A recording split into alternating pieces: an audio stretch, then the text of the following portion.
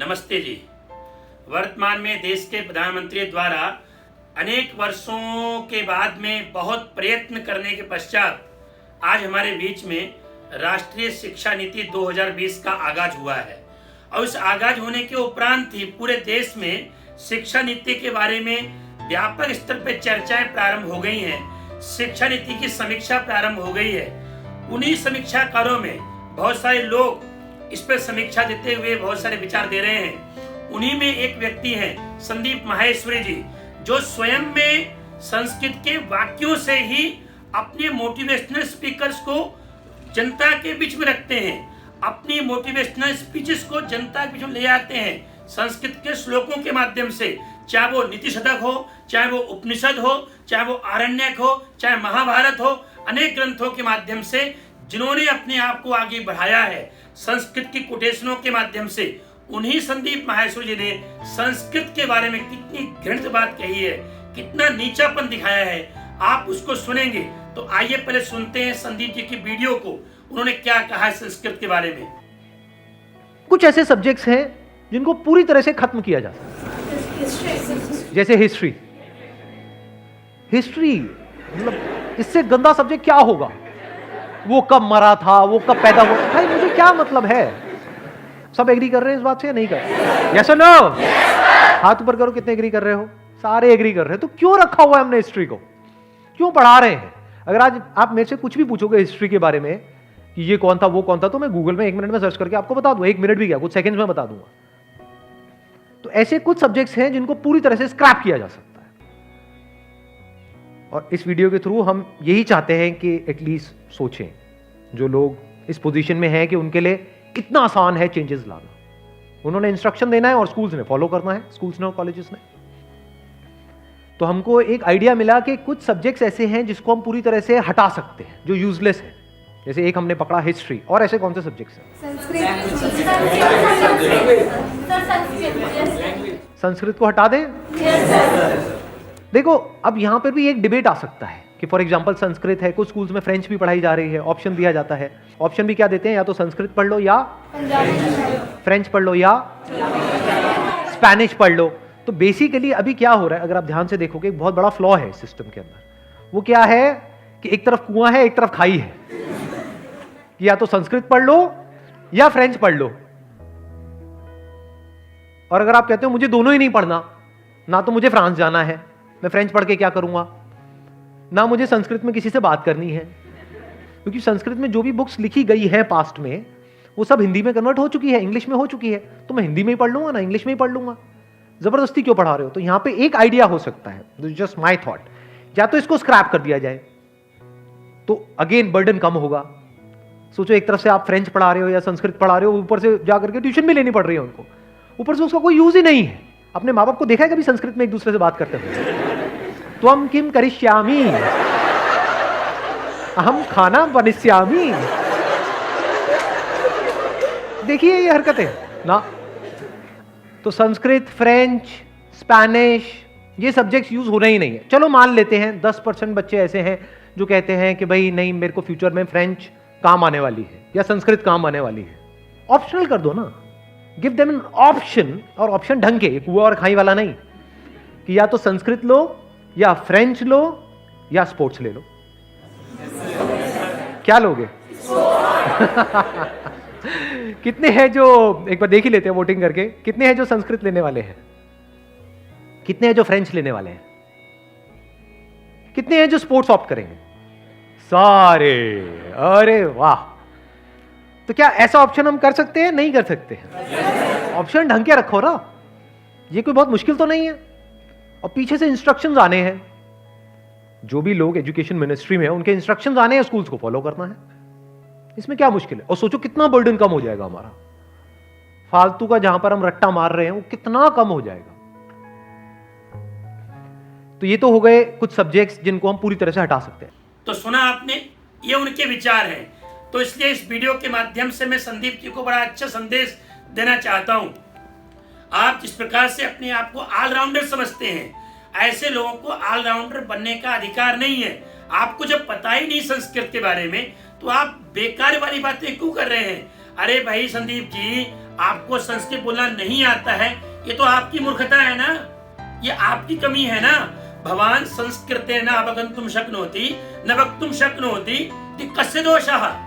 अरे ये कमी आपकी है, मूर्ख तो आप है ना, तो आपकी मूर्खता के कारण दूसरों को मूर्ख क्यों बना रहे हैं। और ध्यान दी संदीप जी, अरे आपका नाम है संदीप माहेश्वरी जी, उसका अर्थ पता कहां से लेंगे आप, वो शब्द कहां से है, उसका महत्व कहां से, उसका इतिहास क्या है, माहेश्वरी का इतिहास कहां से है, माहेश्वरी शब्द का अर्थ क्या है। अगर इसको समझना है, जानना है, तो संस्कृत की शरण में आना पड़ेगा संदीप जी। अतः इस प्रकार के विचार देने का आगे से बहुत सोच समझ के विचार देना, अन्यथा इसका बहुत बड़ा परिणाम पूरे देश को भुगतना पड़ेगा। रही बात संस्कृत भाषा की, अरे संदीप जी, संस्कृत केवल भाषा नहीं है। इस कोरोना काल में जिस आयुर्वेद के महत्व का जन जन को आभास हो गया है, आज जन जन इस बात को मानता है कि आयुर्वेद की देन से लगभग पूरे भारत में हर भारतीय स्वस्थ है, चाहे उसकी खान पान हो, चाहे काढ़ा हो, चाहे दिनचर्या हो, चाहे उसकी व्यवस्थित प्रकार से आयुर्वेद का विधान है। उसी आयुर्वेद के कारण आज हम सब लोग जीवन शैली को परिवर्तन कर रहे हैं। आयुर्वेद है, नाट्य शास्त्र है, जिस कालिदास के ग्रंथों पर, जिस कालिदास के नाटकों पर विदेशी लोग भी, सारे बॉलीवुड हॉलीवुड एक नया रिसर्च करते हैं, जो लोग वहां से दिशा को प्राप्त करते हैं। आप उसे कैसे नकार सकते हैं, जिस वेदों के ऊपर दुनिया के लोगों ने कहा कि वेद के अंदर जिस प्रकार का विज्ञान भरा पड़ा है, उसको समाज के बीच में लाने की आवश्यकता है। तो संस्कृत केवल मात्र भाषा नहीं है, अपितु संस्कृत एक बहुत बड़ा विषय है, चाहे आयुर्वेद का है, चाहे नाट्य शास्त्र का है, चाहे साहित्य का है, चाहे वेद का है, चाहे आरण्यक और उपनिषद।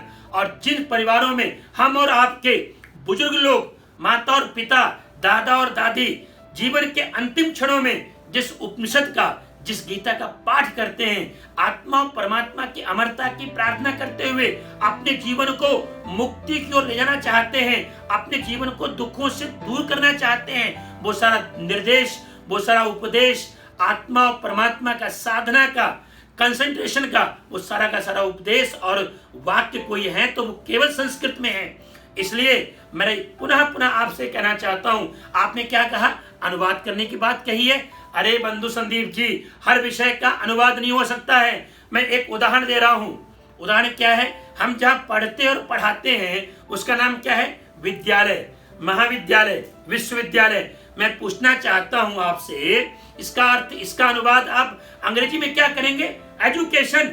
नहीं, इसका अनुवाद अंग्रेजी में हो ही नहीं सकता। विद्या शब्द का अनुवाद किसी भाषा में हो ही नहीं सकता। जो विद्या शब्द अपने आप को समझा सकता है, बता सकता है, वो केवल संस्कृत के माध्यम से। इसलिए आज भी हमारे क्या है, विद्यालय हैं, शिक्षालय नहीं है, महाविद्यालय हैं, शिक्षालय नहीं है, विश्वविद्यालय हैं, एजुकेशन नहीं है। इसलिए विद्या शब्द का अनुवाद एजुकेशन नहीं हो सकता है, क्योंकि विद्या शब्द की जो भावना अंदर छिपी हुई है, जो उसका महत्व है, जो उसका उपदेश है, वो केवल और केवल मात्र संस्कृत से ही समझ में आ सकता है।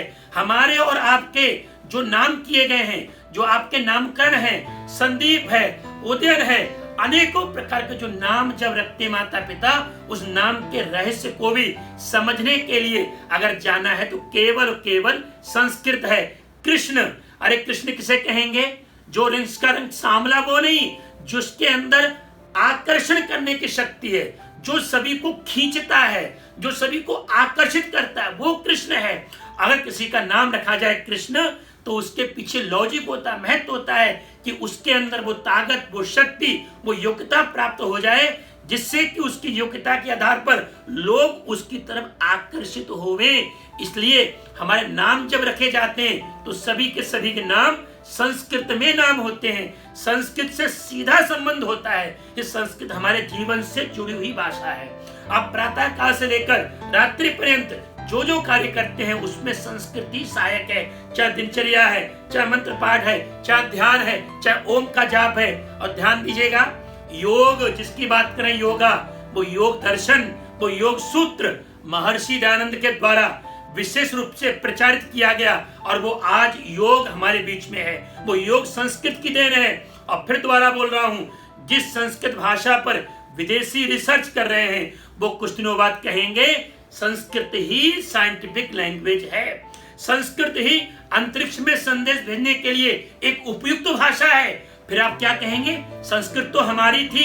अरे सुधर जाओ भारतीयों, अरे हमारे अपना है, चाहे यज्ञ है, चाहे योग है, चाहे संस्कृति है, चाहे वेद है, चाहे संस्कृत है, इसको अपनाओ, इसको समझो। नहीं तो जब ये विदेशों से होकर आएगी तब आप ही हम कहा करेंगे अरे योगा तो हमारा था, ले लिया अंग्रेजों ने, इसलिए इसको सावधान होने की आवश्यकता है। और अंतिम बात, संस्कृत भारतीय भाषाओं की पोषक है, पोषक, उसका पोषण करती है, उसको बढ़ाती है। इसलिए अगर भारतीय भाषाओं को बढ़ाना है तो संस्कृत को बढ़ाना होगा।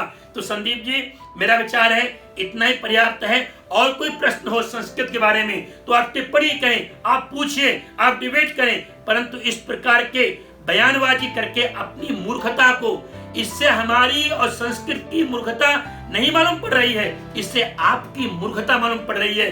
किस प्रकार के आप इंसान हो, महामूर्ख के दुष्ट प्रवृत्ति के हो, जिसको पता नहीं है अब वो संस्कृत की बात कर रहा है। इसलिए आप संस्कृत बोलना नहीं जानते हैं, इसमें आपका दोष है। अगर आप संस्कृत नहीं पढ़ते हैं, इसमें आपका दोष है, इसमें दोष संस्कृत का नहीं है। इसलिए मैं अपने श्रोताओं से, दर्शकों से कहना चाहता हूं, ये वीडियो उन तक पहुंचाओ, संदीप सर तक। और संदीप समझे इस चीज को, उनका दिमाग भी जाए कि माहेश्वरी शब्द का अर्थ क्या है। अगर पता करना है तो संस्कृत की ही शरण में आना पड़ेगा।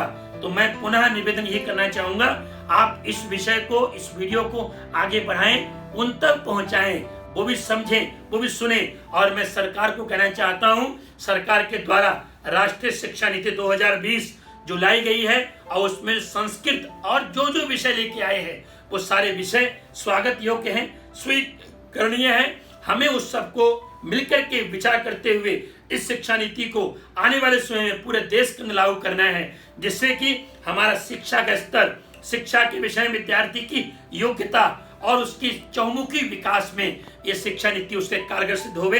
तो ये मैंने कुछ विचार दिए हैं। मुझे कई लोगों ने निवेदन किया था कि इस विषय पे आप विचार दीजिए, तो मैंने थोड़ा प्रयास किया है। आशा है इन छोटे से विचारों को आप बड़े रूप में आप स्वयं समझ जाएंगे, क्योंकि हम सब संस्कृतज्ञ हैं, संस्कृत को जानने वाले हैं। संस्कृत से हमारा कहना के संबंध प्रत्यक्ष और अप्रत्यक्ष रूप में हमारे बीच में है। तो इतना ही कहता हुआ मैं अपनी वाणी को विराम देता हूँ और फिर वही निवेदन करना चाहता हूँ, इस वीडियो को आगे बढ़ाएं, उन तक पहुंचाएं और लोगों को संस्कृत के बारे में कुछ थोड़ा बहुत इस वीडियो के माध्यम से समझ आ सके, जान सके, ऐसा मैंने प्रयास किया है। धन्यवाद।